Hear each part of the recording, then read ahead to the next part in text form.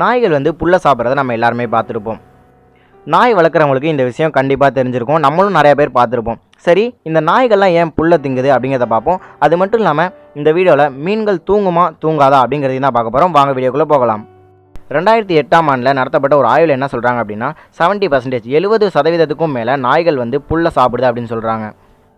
இந்த நாய்கள்லாம் புல்லை சாப்பிட்றத வாடிக்கையாகவும் வச்சுருக்கு.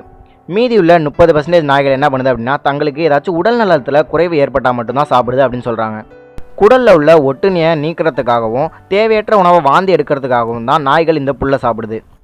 இந்த பண்பு வந்து நாய்களுக்கு எப்படி வந்துச்சு அப்படின்னா அவங்களோட மூதாதையர்கள்ட்டேருந்து வந்திருக்கு அப்படின்னு சொல்கிறாங்க.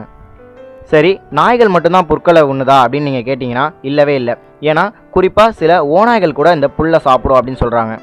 சரி, இப்போ மீன்கள் தூங்குமா அப்படின்னு பார்ப்போம். ஆமாம், நிச்சயமாக மீன்கள் தூங்கும். ஆனால் மீன்கள் தூங்குது அப்படின்னு நம்ம கண்டுபிடிக்கிறது ரொம்ப கஷ்டமான விஷயந்தான். ஏன்னா அந்த மீன்களுக்கு இமைகள் அப்படின்னு ஒன்று கிடையவே கிடையாது.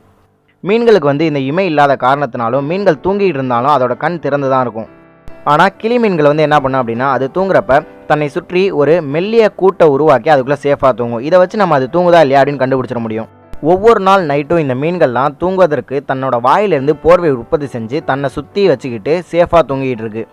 இது வந்து அந்த மீனை மற்ற பூச்சிகளிலிருந்து காப்பாற்றுது அப்படின்னு சொல்கிறாங்க. அது மட்டும் இல்லாமல் அந்த மீனோட வாசத்தை மறைக்கவும் உதவுது அப்படின்னு சொல்கிறாங்க. இந்த வீடியோ உங்களுக்கு பிடிச்சிச்சுன்னா லைக் பண்ணுங்கள், கமெண்ட் பண்ணுங்கள், ஷேர் பண்ணுங்கள், கூடவே சப்ஸ்கிரைப் பண்ணுங்கள்.